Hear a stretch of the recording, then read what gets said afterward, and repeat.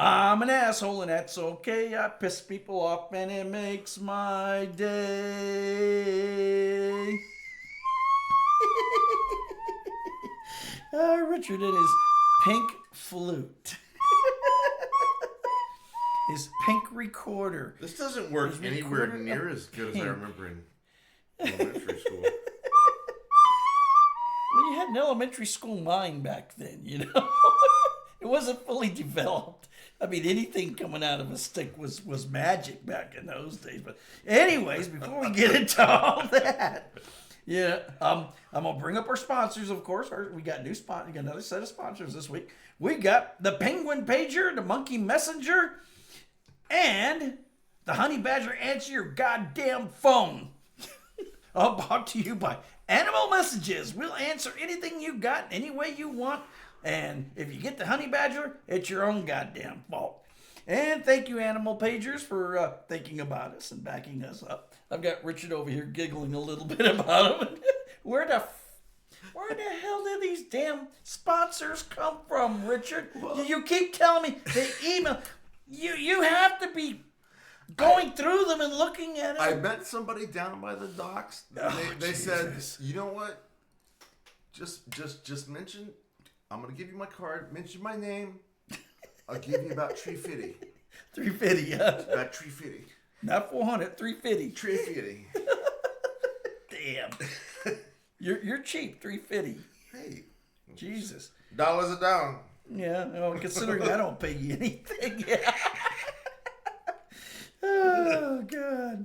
What can I say? $350 to run that commercial. Wow. Well, you know that will buy us. We're on our way. We're well on our way. That buys 2 24-ounces over at the HEB, you know, Frio. The beer that's some nasty stuff, but it's cheap. I hope I don't get in trouble with Frio. I don't need a lawsuit right now. I don't need anybody to Alex Jones me, okay? Come on, guys. It's not necessary. I mean, look what happened to Hannity. I don't need that shit. Christ. Oh, am I getting too political? No, I don't think so. Okay, today's word. Today's word is onomatopoeia. Yes, it's not a foreign word. It is English. It's not Spanish. It's not French. It's not Dutch. It's onomatopoeia. I'm not going to tell you the meaning of it again. Of course I'm not going to tell you the meaning. When have I ever told you the meaning? It's up to you to figure this stuff out, not me. Okay? But I am going to do something a little different today. I am going to leave clues in this video as to what onomatopoeia. I like the way I did that. Onomatopoeia. Onomatopoeia. Pia. But I want to leave some clues as to what onomatopoeia means in the video. So, I've actually already forgotten. Richard's forgotten already. So, Oh God! Well, I'm gonna be learning along with you. sucking on that pink flute, I'm not for sure. I'm not surprised you've forgotten a lot of shit. So. By the way, I'm having a Roman drink tonight. Roman drink being half wine and half water. Well, in my case, a third wine and 2/3 water. And that's how I'm going to roll. Before I get into my stories tonight, I want to bring Richard in on this. This is something that Richard told me about a long, long time ago when we first became friends, and I was, wow, I'm impressed. That's just, who the hell would think of doing to that? Richard's going to tell you the story of how he started his car with his house. You heard me right. He started a car with his house. Something about he didn't know the neighbors, or they scared him, or they had the wrong color hair and it freaked him out and he didn't want to ask them if they had jumper cables they'd give him a hand. He started his car with a house. And explain to our viewers, how did you start a car with your house? Well, I mean, it's not that complicated when you break it down, but like I didn't know if this was gonna work. Shit, battery's dead. We only have the one car. What kind of car was it? It was a Mazda 626. Mazda 6. Were those reliable, or were they something you just drove to drive? I definitely, once mine started having problems, it was definitely downhill. Okay. But, like, I think my neighbors at the time, like, I mean, even now, me and Jack, I don't know our neighbors. I know the guy to our left is, like, he's got a dog. The dog's name is Claire. I can't remember his name off the top of my head.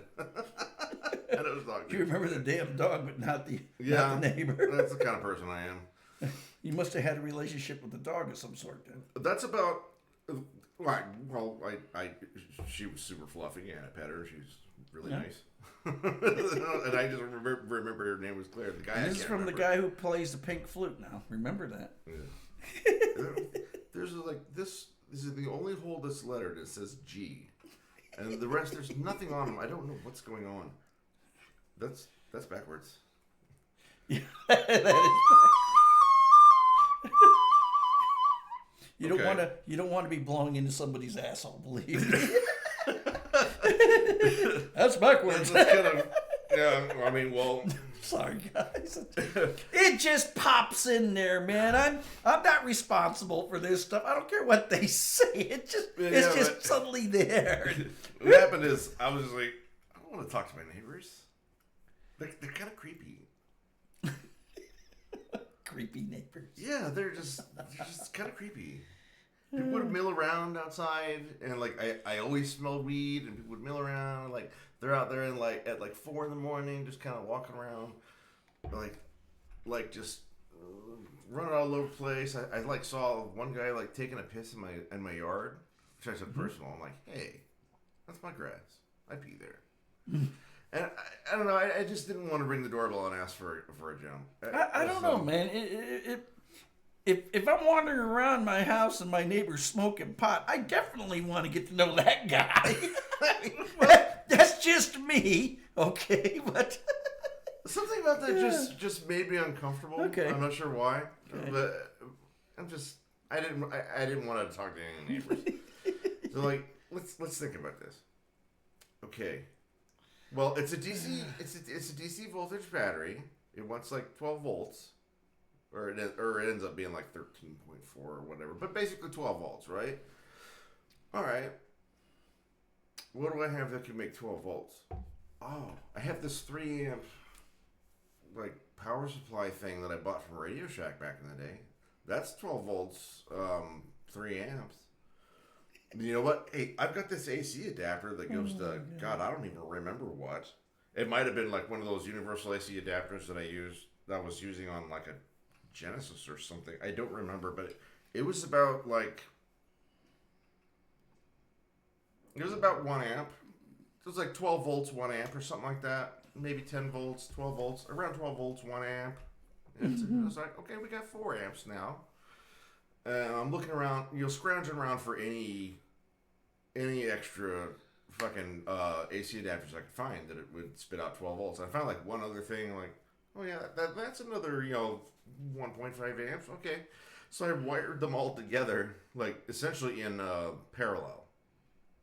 Mm-hmm. And so it still should be shooting out. I'm like, not upping the voltage. I'm upping the amperage. It's still sending 12 volts, just higher amperage. And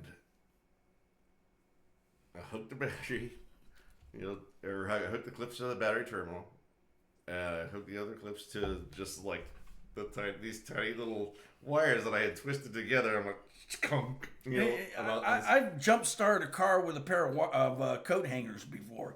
I have the scars on my palms to prove it. I was like, now when I went to go turn this on, I was like, I didn't know what was going to happen. I'm like, okay. And then I turned on the rest of the surge protector, and nothing happened. So I'm like, okay, let's just wait. Let's just wait a little while. Let's wait Which is gonna flare up first, the car or the house? It's like let's just wait for like 30 minutes and see what happens. And that's what we did. We just kind of sat in the garage, and we'd go inside and come back outside, and yeah, I was like, you know what? It's been about a half hour. Let's okay, all right, cool. Unhooked everything from the battery. Started the car. It was like, and it turned over. It was barely enough to turn it over. But no, I was just wiring a bunch of AC adapters I could find around the house. But you jump started a car that were 12 volt, and I wired them in parallel, and just kind of trickle charged the car battery just enough to turn over and get the alternator going. And, son of a bitch. Yeah, but your average homeowner would never think of this. No. That's what made it brilliant when you told me the story. Are you fucking kidding me, man? Hey, it's not stupid if it works. No, it works. It's just, holy shit. I mean, is that the ideal way to do it? No. It would never have occurred to me, but that's okay. A lot of things don't occur to me. Hey, you know what? At the end of the day, we were able to go to HEB and get the damn fried chicken get the chicken legs I wanted, and I tossed them on the grill, and they were delicious. So whatever, mission successful. It just I wasn't expecting the dead battery, and I had no idea what I was going to do was going to work, but it did. So there you go. That's how you jumpstart your car with your house. You've just learned something. Remember, onomatopoeia is the word of the day. And bam! Richard tells us a story. Isn't that something? Wow. Hey, I'm sure I forgot this. Jeez. I don't know where my head's at tonight. Maybe it's in the wine. Maybe it's something else. I don't know. But, this is John Sees the World. Or is it John Sees the World? I don't know. That makes no difference. But it's getting near Christmas time here on Venus. Oh, shit, I wasn't supposed to say that, was I? No, you fucked up. Well, it's getting near Christmas time here. So I'm wearing my Christmas penguin shirt. Of course, you can see it's probably about a size too small, and it's a little tight around the middle, but that's okay. They're fat penguins. You haven't gotten any bigger, John. Just clothes shrink in the wash. Yeah, they shrink in the wash. That's what it is. Okay, so now for the first story for tonight. Now, I see my cousins once in a while. I don't see them a lot. They live up in Michigan. I live down in Texas. Reason of this being is that I grew up as a military brat. And maybe a lot of you don't know what a military brat is. Military brat are the children of enlisted and officers. It's their children who follow them from base to base, along with, of course, the officer or enlisted man's wife, or in some cases, babysit. No, I'm kidding. But military brats are, we go from place to place every 2 or 3 years. In some cases, every 9 months, depending upon your father's job and what he has to do. We're fortunate in that we are exposed to a lot of different cultures, a lot of different things. Richard, like myself, is a military brat. He knows what I'm talking about. Mm-hmm. We're both fortunate to see a lot of different things that we wouldn't normally see, and experience a lot of different things that most kids don't experience. And that's, of course, different cultures, different ways of doing things, and in different ways of getting into trouble, too. Got to explore the muddy Florida and the gray-skied Ohio. Yeah, there you go. There you go, Richard, Florida and Ohio. I was born in Michigan. My father was stationed in Alaska. And when I was born, and they got word in my father's office at the time. Now, at the time, my father was working Air Sea Rescue. He was a young airman working Air Sea Rescue who had one hell of a stutter. Happy to say, as the years went on, he got past that and became one hell of a public speaker at times. But when the phone would ring in the office there, somebody calling the Air Sea Rescue to let him know something was going on. And my poor father, he would just sit there and let the phone ring and let it ring and let it ring. Until finally the captain would poke his head out and go, "Answer that goddamn phone, airman." And my father would pick up, "Air C," and about that time the captain would reach over and grab the phone. "By the time you answer the phone, the son of a bitch is dead." And he would take the call himself and take care of it. Well, needless to say, you know, that put my father on edge, you know, and such, and sort of worked negatively toward his confidence at that time, being a young man and newly married and expecting a kid. So when the word reached the captain that I had been born in Saginaw, Michigan, while he was stationed at the Elmendorf Air Force Base in Alaska, the captain looked my father dead in the eyes. "Congratulations, airman. You just had twins." From what I understand, my dad freaked. "Twins? I was expecting one. Twins? What the hell? Twins?" That time, you know, the captain's like, settle down, airman. "It was one kid, okay? One kid." That was me. So I like to go around people telling me, you know, ask me, "Where you from?" I said, "I don't know where I'm from, but I was born twins." They don't understand that at all. So anyways, this is why I don't get to see my cousins and my aunts and uncles and the rest of the family. Hell, I didn't even meet any of them people till I was about 7 years old, I guess. But anyways, one year, my cousin came down to San Antonio, Texas. And at the time I had a girlfriend, very lovely lady. And she had a very mischievous son named Jason. And by mischievous, I mean this kid was clever and liked to scheme and things of that nature. Well, when my cousin came down, I said, "Hey, we wanted to go to Six Flags this Saturday. Why don't you come with us? You know, I'm paying for the whole trip. You know, I'll pay for everybody to get in the park and everything, and then we can go out and ride the rides." And my cousin's like, "Yeah, okay, it sounds like fun.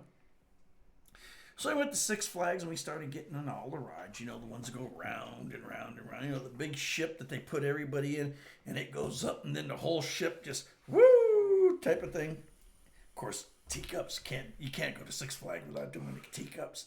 Who could go to Six Flags without doing teacups? Come on. You gotta get them going spinning unreasonably fast. Yeah, that's the best part. It's everybody's inner little girl wants to go on teacups. So yeah, I went on teacup. I've got an inner little girl. What is that saying I love? It's if they don't put stupid restrictions on it, or like governors or something, then yeah, you can get those things spinning. Yeah, I personally, I'm a lesbian trapped in a man's body. I forget who said that, but I love that. Yes, I'm a lesbian trapped in a man's body. Oh. I'm actually a ventriloquist dummy. Yeah, he's a ventriloquist dummy. My handler is very good at this. You've never seen it. Look, you see my hand? I got it. Nice. So my cousin agrees, you know, yeah, let's go to Six Flags, Six Flags over Texas. So we all go to Six Flags. It's been a long con, y'all. You haven't been talking to me. You've been talking to John. I'm his hand puppet. He's making me talk right now. And he's laughing at the same time. I mean, you are a master of throwing your voice. And, oh, Jesus. Dude's good. Anyway, so not the 2x0. It came time for one of the several roller coasters that were there. And we went up to the Joker roller coaster. And my cousin, about this time, he announces to me, "No, cuz, no. I go, "What do you mean, no, cuz? No. I don't do roller coasters. I'm afraid of roller coasters. I don't do roller coasters." About time, my girlfriend's son, Jason, who at the time was about 13 years old, and to this day, matter of fact, I talked to my cousin last week. He still curses a kid's name. Okay. Jason looks at my cousin David, and he goes, "You don't want to go on the roller coasters because you're afraid of the roller coaster." And David's like, yeah, kid, I don't like roller coasters. It's not, you're scared of roller coasters. That's pathetic. I'm a 13-year-old kid, and I get on roller coasters all the time. I'm good at roller coasters. I love the yelling and screaming and everything else. So David being David, and of course being a Mexican male and in the Hispanic culture, Macho Man. Oh, I love that. My dad used to call himself Macho Man. And, you know, that's just part of the Mexican culture. Macho Man. So David's like, okay, fine. If you're getting on a roller coaster, I'll get on a damn roller coaster. So David boards the roller coaster. My girlfriend and I board the roller coaster in a car ahead of him. And all of a sudden, it's quiet. And we hear the instructions. And all of a sudden, we hear the click, click of the gears engaging with the hooks to the coaster. And who's still standing there on the landing? Jason. And David looks up. What the? And the roller coaster starts moving. And Jason's standing there. Bye. Bye. Little bastard got him to get on the roller coaster without getting on himself. Now, here's the fun fact. This is the fun fact. The roller coaster was moving backwards. Poor David. I've never seen a man tremble so hard and so pissed off when he got off. What year was this? This was, Christ, the late 1990s. Yeah, late 1990s. I rode 98. My cousin Brad and I rode that Joker ride. Yeah, the Joker over roller coaster. and over. You're correct. One car went forward, the other was backward. Yeah. And then there was a tsunami that went straight up and all them curves and came down all them curves. They made you take. The tsunami was so fast and the curves created such a centrifugal force that if you wore glasses, you had to take them off and put them in your pants pocket. Anything dangling, Bluetooth, phone things or dangling jewelry or anything like that had to come off and go into your pockets. Okay? Because if it didn't go into your pockets, it was going to go shooting off in God knows what direction and hit somebody. The Cyclone, that was the name of it. The Cyclone. It goes, whoo, and then, whoo, and then it go back up again and come down. I'm trying to remember if I rode that or not. I know we definitely spent a lot of time. One of those times we spent probably a good hour or so. Several times we rode the Joker, forward and backward. Yeah, I do definitely remember that. But the other ride, it's not there anymore. But it was the basic pirate ship.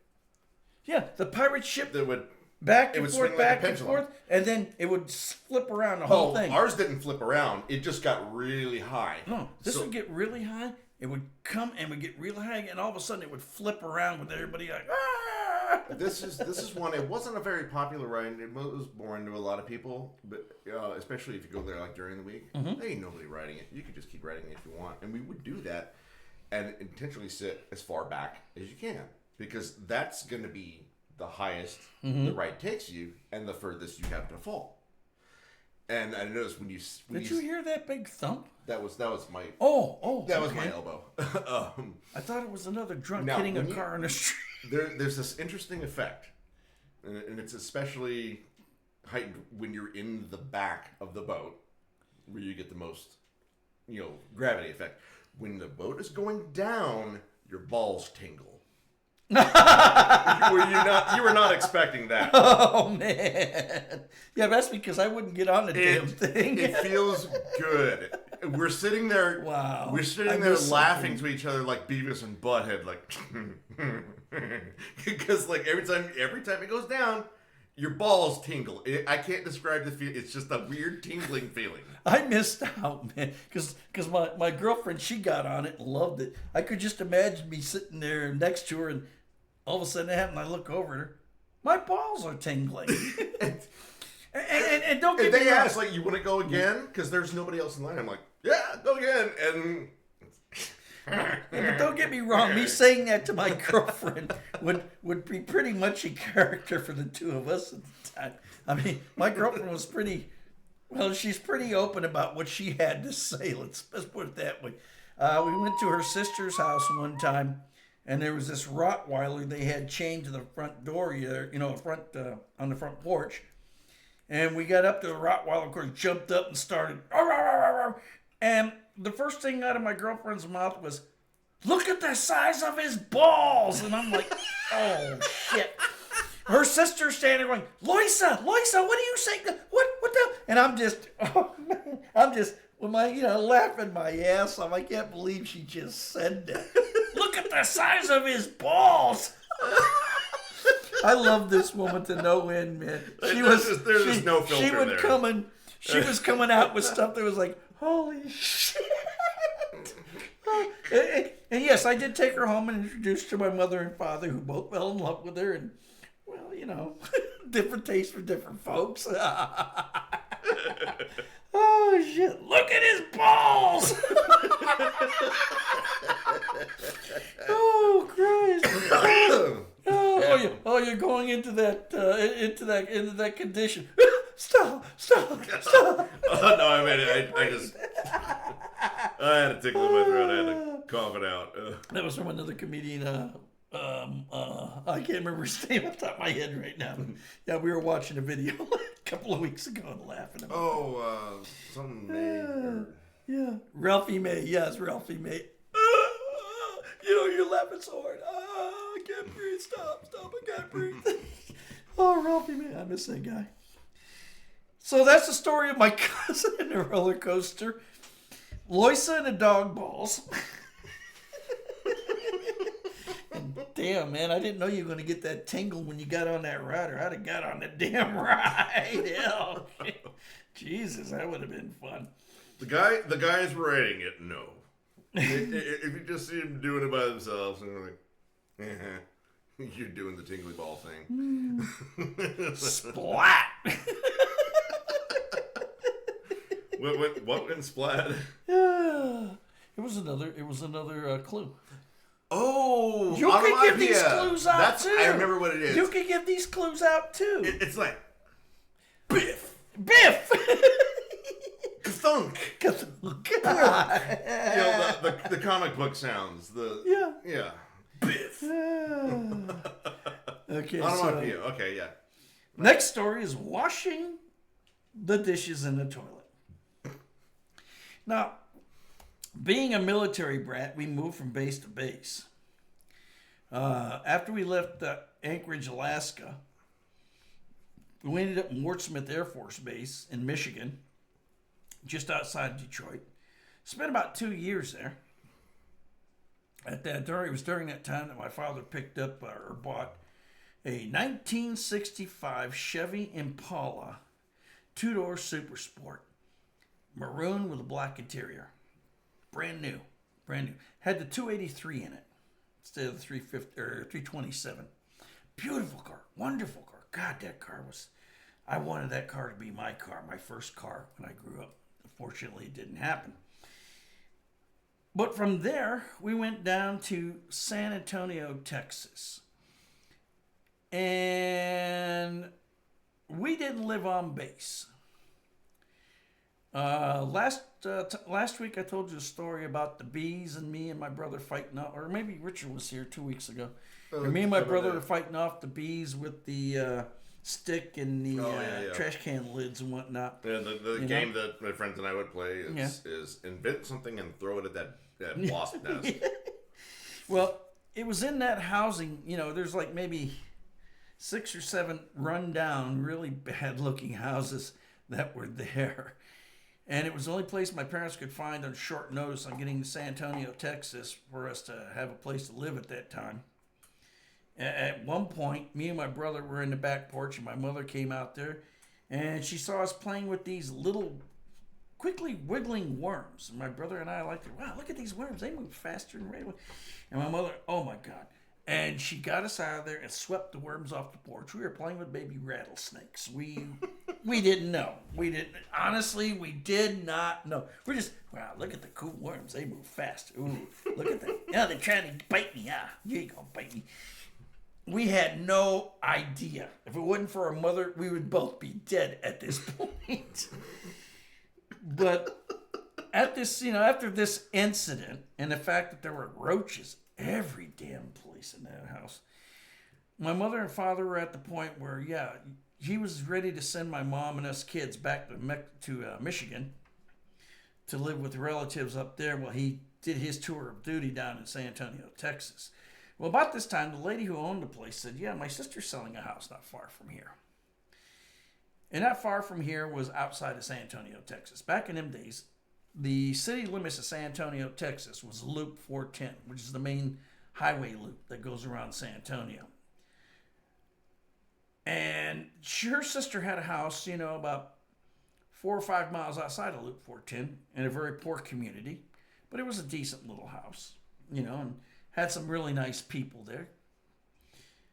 And across the street from our house was this field.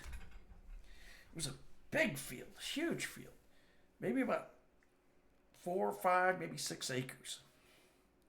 And my father, being my father, and being the guy that he was, industrious and everything, he'd see us kids going out there day after day to play in the fields and come back all cut up from sticks and rocks, or we'd be stuck full of thorns from the cactus that was sitting out there and everything. He decided to take it upon himself. Stickers that would get in your socks. Oh, yeah. I mean, the first time we got to the house, and I took off my shoes and I ran through the front lawn. Oh, that was a bad mistake. I got these big old sticker burrs in my feet, like about a dozen of them. Oh, I howled like a little girl. I mean, you're 10 years old and that hurts worse than a needle going in your arm. Except it's going in the bottom of your feet, and there's 10 of them, But there was cactus out in that field, and sometimes we'd fall into the cactus, which was never good. And then Mom would have to spend the next 2 hours pulling thorns out of you. Yeah, the thorns, to me, weren't as bad as the damn fibers. Yeah, and they were harder to find. Yeah, they're like fucking invisible, but they're still poking the hell out of you. So my father took it upon himself one Saturday afternoon to clear that field. And we thought, how is one man going to clear a field that size by himself? And it was simple. Fire! Fire, fire, fire, fire, as Beavis says. Fire, fire, fire, fire, fire, fire, fire, fire, fire. You got to see something. I have a new stream intro coming up. So, I have a new stream intro coming up soon. You'll appreciate it. I probably will. Fire. But so he starts a fire at one end of the field, figuring he'll shepherd it along till he wants it to go out. Well, needless to say, the damn thing got out of control. They had to call the county fire department, volunteer fire department. They ended up out there, and they put the damn thing out just short of burning down houses. And of course, my dad's just standing back going, I don't know a damn thing. Hey, did it take care of the? Did it take care of the field? Yeah, we ended up playing baseball out there as a result. So yeah, got the job done. It did work, but if anybody had opened their mouth, and I'm sure there was more than us kids who knew what was going on. Yeah, this guy started that damn fire and got you guys. Yeah, that'd have been big. You needed a little help at the putting it out part, but hey, you got the job done. And so I mean, splash! They put the water on the fire, and whoop, it went out. You know what, Richard? What's that? Model moment. I forget what that one is. That's when you got to pose. Oh, you got. I thought I'd throw that at you The whole duck lip. Crap. I'll remember. I thought I'd throw that at you, and I see it was deer in the headlights. Yeah, you were deer in the headlights, late. man. It's late. I gotta blame it on something, right? Yeah, you got to blame it on something. I am the walrus, cuckoo, cachoo. Oh my God. Yes, we do have fun here, and I've had a few of these, but that's not why we're having so much fun. Do you think this is easy to keep talking and coming up with this stuff right on top of my noggin? I'm drinking Kool-Aid and being good. Yeah, he's dry. I'm not. If y'all don't know what that means, there's in Texas you got dry counties and wet counties. Dry counties you can't buy any alcohol. Wet counties you can. But anyways, that's Texas. Okay, so washing the dishes in the toilet. Oh man, I hate telling this story in a way, but I think it's kind of funny because we caught him at it. After San Antonio, Texas, and at Lackland Air Force Base, my father got stationed at Wart Smith Air Force Base up in Michigan, 100 miles north of Detroit. And as was the norm, he had my brother and I join the local Boy Scout troop, as we had been Boy Scouts down in Texas. And all I can say is Boy Scouts are not only annoying little bastards, but are devious little bastards at the same time. I mean, this whole the 10 things with the 3 fingers and be prepared, and yeah, well, we were more than prepared at times. That's for damn sure. I can remember one camping trip that my brother and I and my friend Mike Terrio and a couple other kids went on, and we were literally, just little kids. We were like 9, 10, or 10, 11, 12 years old. Picking ticks off of each other's balls because we had gotten so many ticks on us. I mean, literally, drop your shorts and get the flashlight out and off each other's balls. That's just the way it had to be. I mean, there's no ifs or buts about that. Just think nothing about it at all. Just you got some in that hair you got. You're going to puberty, aren't you? This is a very ball heavy episode. Yes, it is. My sack is sagging. I'm old, but that's okay. Being old, your sack is gonna sag. So, anyways, we had this first class scout who thought he was all that, and like to flex his what do you call it, authority over us and whatnot. And we had just finished doing some sort of cooking thing in public and whatnot. And he was tasked with making sure the pots and pans got washed. So about 15 or so minutes later, I got to go take a piss. And we're in a park, so I got to go take a piss. And I go to the public restroom there. And I go and take a piss. And there's this first class with the pots and pans in the toilet, scrubbing them, and there's plenty of bubbles and whatnot, and dish soap and such. I'm like, what the hell? And I go find the scoutmaster. I'm like, he's washing pots and pans in the toilet. He goes, what? He goes, yeah, he's washing pots and pans in the toilet. He goes in and goes, what the hell are you doing? He goes, well, I washed the toilet real good before I started.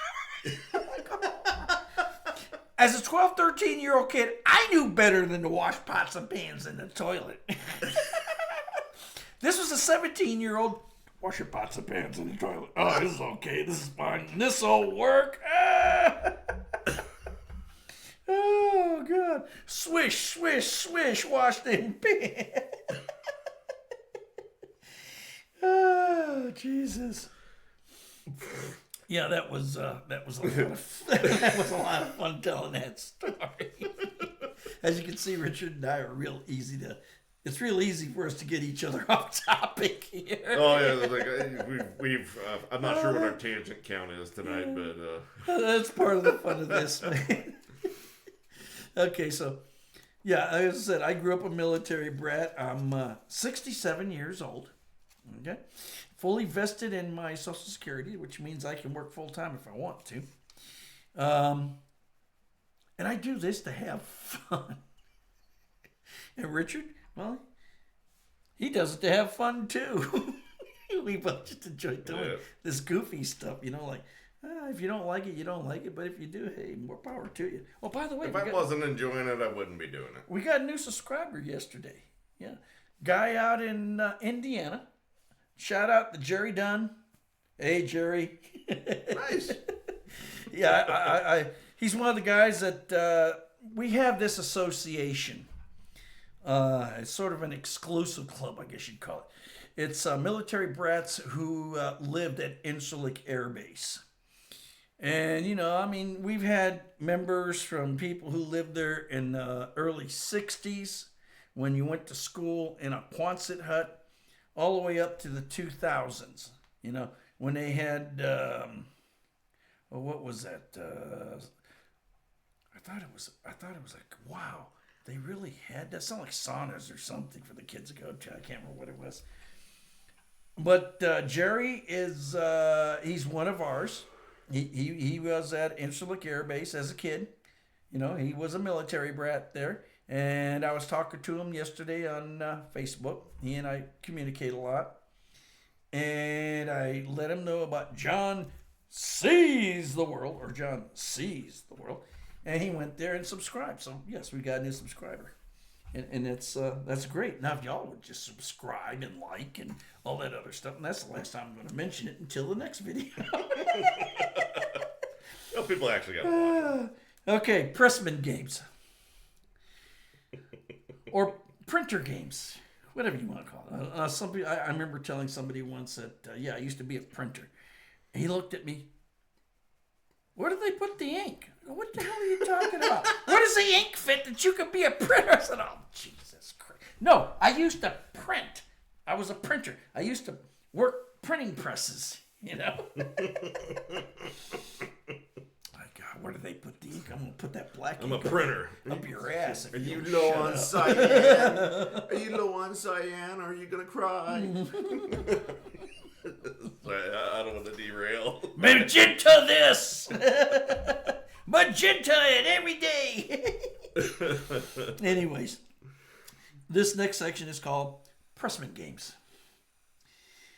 Now, my first printing company that I worked for, of course, when I was in my early 30s, I think it was 32 or so at the time. And the only thing I heard when they called me on the phone was that, yeah, you applied for a job here, and are you still looking? And I said, well, what are you paying and what are the hours? And he told me, well, we're paying $5.50 an hour. Is back in the late 80s, I guess, mid 90s. Minimum wage was like $5.50 an hour. But you work 12 hours a day. And I thought, well, 12 hours a day times $5.50, that starts adding up pretty quick. And you work 3 days 1 week, and the next week you work 4 days. Well, that's a pretty cool schedule. You know, that's like a 4-day week and a 3-day week and 12 hours a day. I could do that. Yeah, it's a lot tougher than it sounds. Yeah. You're on your feet for those 12 hours. Yeah, running up and down a press. You don't know what a chair is, but for 15 minutes. But the thing is that starting out in printing and not knowing a damn thing, I was what they called a jogger. The final printed material would come down this line, go into this machine which would stack it and try to put it in a square. Problem being, machines being what machines are, don't do that very well at the time. And so you didn't end up with a pile of papers, that stuff sticking out all over the place. So our job was when the machine pushed it out, grab that stack up, set it on the side, and start manipulating it. And we put it on this table, this vibrating table, and just manipulate it, you know, jogging it, and getting it into a perfect square so we could set it on the pallet behind us. And then build a pallet full of these perfect squares. And someone would haul it off and ship it. We used to do things to amuse ourselves. I mean, that's where you start. You start out as a jogger. Now, we had this pressman on the press next to us who was something of a jackass. Needless to say. He liked to play his little games, too. You didn't leave a soda can sitting around open. This guy would go over, and when you weren't looking, he'd poke a hole in the side of your soda can where there was, above where the liquid was at.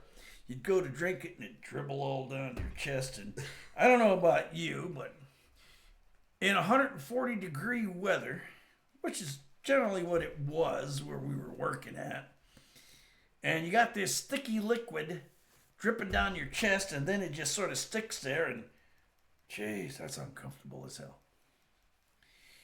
Well, one time, our press had broken down, and we were waiting for a maintenance guy to fix it, and he's over there next door running his press and whatnot, and I got this brilliant idea. Whenever he went to check on the product, take a visual look at it or whatnot, he'd have to put on these reading glasses so he could see the product. He could see what he was looking at. And his mistake was leaving the reading glasses sitting there on what we call the color table. So he'd be running up and down the press, running up and down the press, and then I looked over at my buddy. He said, "Watch, I'm gonna get this guy good. I'm gonna do something, man." "What are you gonna do?" I said, "Never mind, just watch." So I ran over there while the guy wasn't looking. He's running up and down the press. I grabbed his reading glasses, and I took a highlighter. You know those yellow highlighters? And I highlighted his lenses of his reading glasses on both sides. You tinted everything yellow? Yeah, tinted everything yellow. And left them there. And when we're standing there still waiting for our press to be fixed so we can run again, he suddenly runs over there, goes to his color desk with his copy, puts on his reading glasses. What the hell? What the hell? And he takes them off and he looks at them. "You sons of bitches! These are prescription. These are prescription, and they're plastic. How do I clean it?" And we just look at him. "Celso, we don't know what you're talking about, man. What the hell? What's wrong? You sons of bitches! You painted my lenses. Yeah, Celso, we don't know what you're doing." Oh, Jesus. Isopropyl alcohol. Easy. Celso wasn't too bright, man. I mean, if he had a 7th or 8th grade education, I'd be surprised. But yeah, that one went pretty good. All over his damn lenses. Okay, next one is stolen lunch. This also has to do with my days at my first print shop. Well, needless to say, we got half an hour off for lunch. That's all we got during a 12-hour shift was half an hour. Wasn't much, but hey, we were thankful for it, just to sit down our butt for half an hour. I think they require an hour now if you work a 12-hour shift. I don't know, but back then, that was print industry standard. 12-hour shift, half-hour lunch. And that's if they had time to give you lunch. There were days we didn't get lunch because things were going poorly on the press and we were just too damn busy.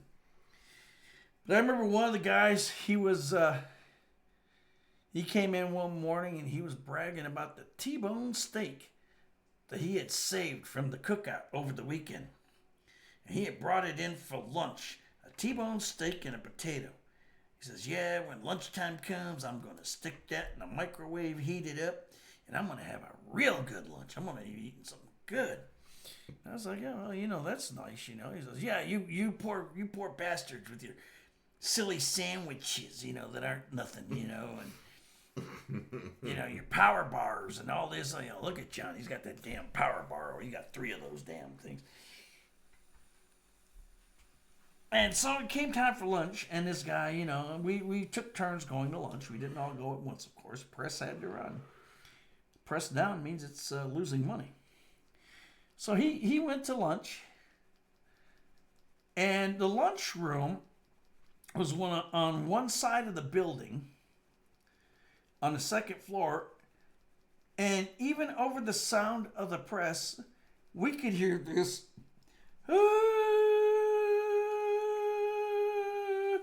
screaming. And you're like, "What the hell is going on over there? Jesus Christ."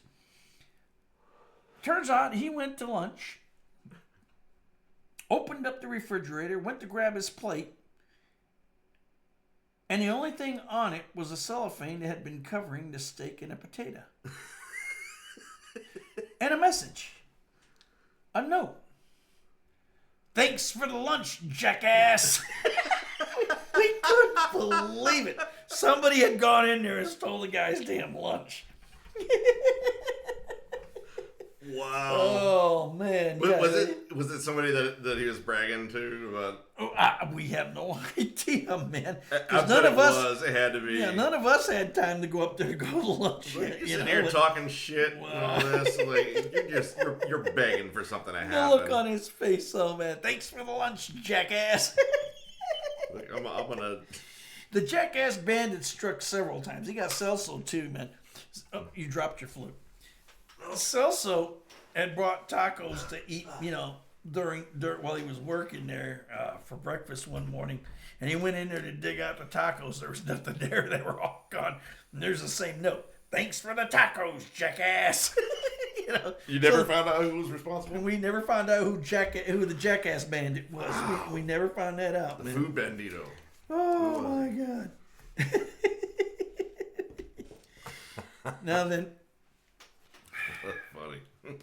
have you ever done something and you did it, but it didn't even occur to you that you were doing it at the time and that it was kind of screwed up? It was kind of fucked up. It's just one of those things, certain circumstances occur, you do something, and then you realize, oh, I shouldn't have done that. Well, at my first printing plant, they had this circle fountain. I don't know if you've ever seen them. It's like a circular fountain. It stands about maybe 4 feet tall. And there's a little rail that goes around it at the bottom there. You step on that rail, the water comes out.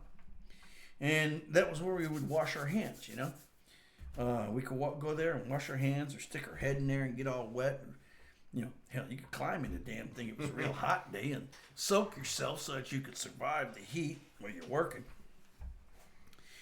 One night, I was so damn tired. Seemed like in those days I was tired all that damn time. 12-hour shifts and going home, driving home, and it was about a 40-minute ride to home, and spending time with the girlfriend, which was another hour or two. So I'd get off at 8 o'clock 8 o'clock in the morning.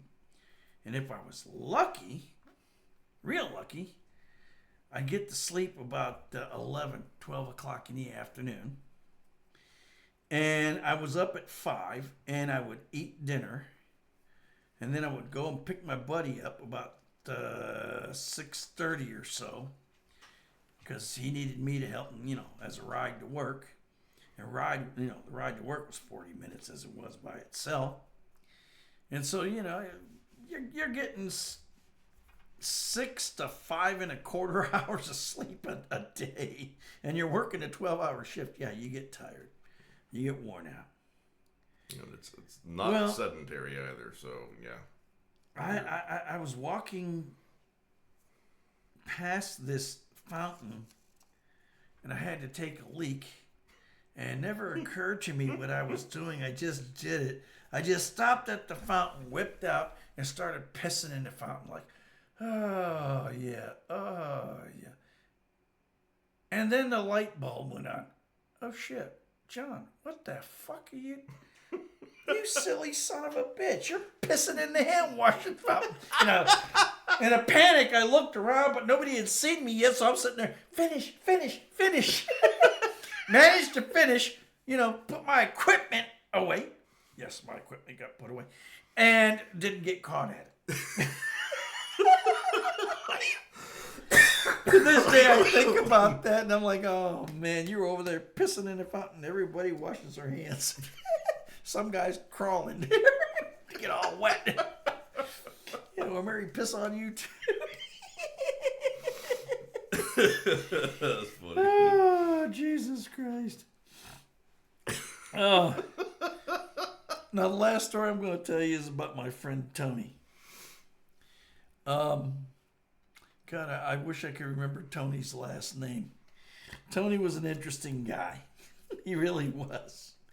When Tony first came to work for us at the printing plant, of course, he came in as a jogger, despite the fact that the guy had quite a few years of experience on a press. We worked what was known as a offset heat set and an offset cold set presses. And Tony had been, had worked on rotogravure presses. Different type. In printing, there's different styles of printing. And Tony was the kind of guy that he didn't tell you a lot about himself unless he knew you. He was kind of standoffish. He was sort of a heavy-set guy about my height, with a white guy with a big old long flowing red beard and mustache and this crazed look in his eyes. Most people look at him and go, oh, hell no, I'm staying away from that guy. That guy looks nuts. Of course, those are the people that attract me. They got that crazed look in her. I'm like, yeah, I want to get involved in that and see what's going on here, And Tony's first month, I guess, working with us, he would get off work. Work would end at 8:00, and we'd switch out with the guys coming on shift. Go to the locker room, and if you had clean clothes to put on, which made no sense at all, because you're so covered in ink anyways, your hands and everything else, that if you put clean clothes on, you get ink all over them too. And we would go into the locker room, and and I would look at the guys, my favorite part of the morning. And they go, no, John, no, don't do it. And I reached out and scratched my nuts. Yeah, that was my favorite part of the morning. I love that at the end of a shift. Good vigorous, scratch. Had to do it. I mean, it was necessary, particularly in the summertime. I remember that, like I said, it was a 40-minute trip to the plant, 40-minute trip back. I can remember driving 40 minutes home, getting home, and still being able to wring out my underwear. I had sweated so much. So Tony, he was his first month there. Turns out that there was this field across the street from the plant, and there was this old dilapidated house that was all falling down, half the roof gone, and most of the walls gone and whatnot. That's where he was sleeping at during the day. He didn't have any place to live. Didn't tell anybody anything. That's where he slept at during the day.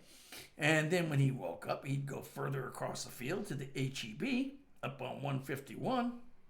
No, it wasn't 151. It was 76 or 75, something like that. But he'd go to the HEB, and for a couple of dollars, he'd buy something to eat. And then by 8 o'clock in the morning, or 8 o'clock at night, he'd show up for work.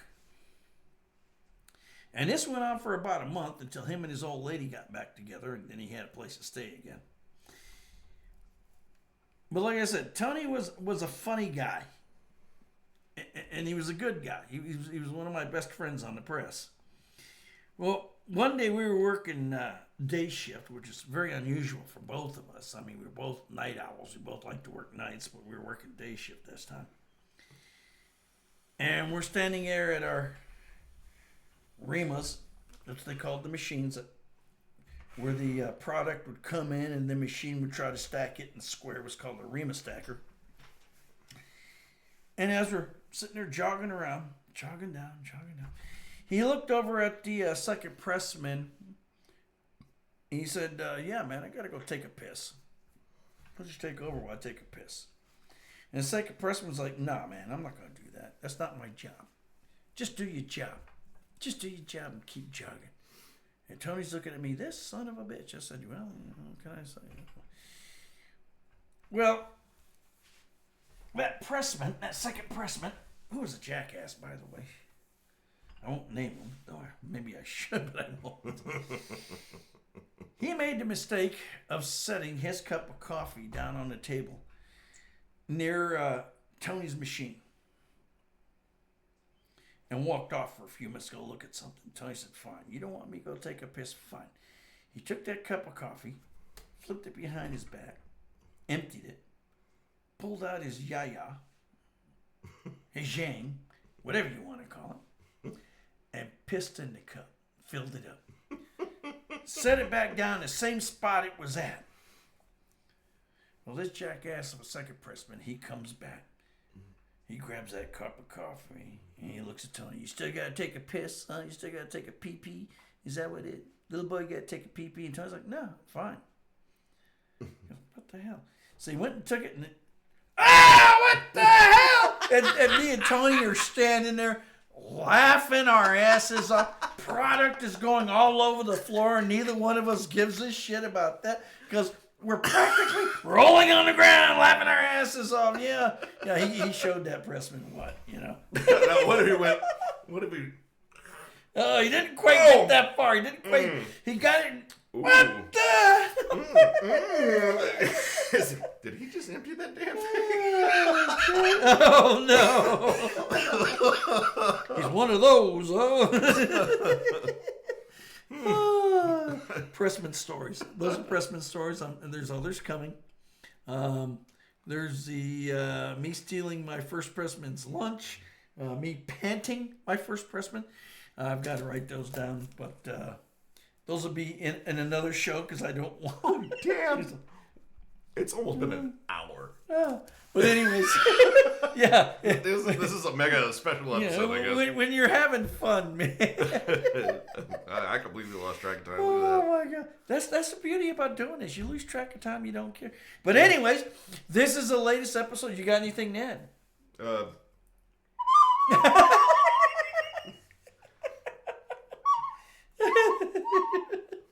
This is John Sees the World, or John Sees the World. We'll be back again next week, and you'll have a good Christmas and a good Thanksgiving. And I don't care what they say. Happy Holidays! Yep.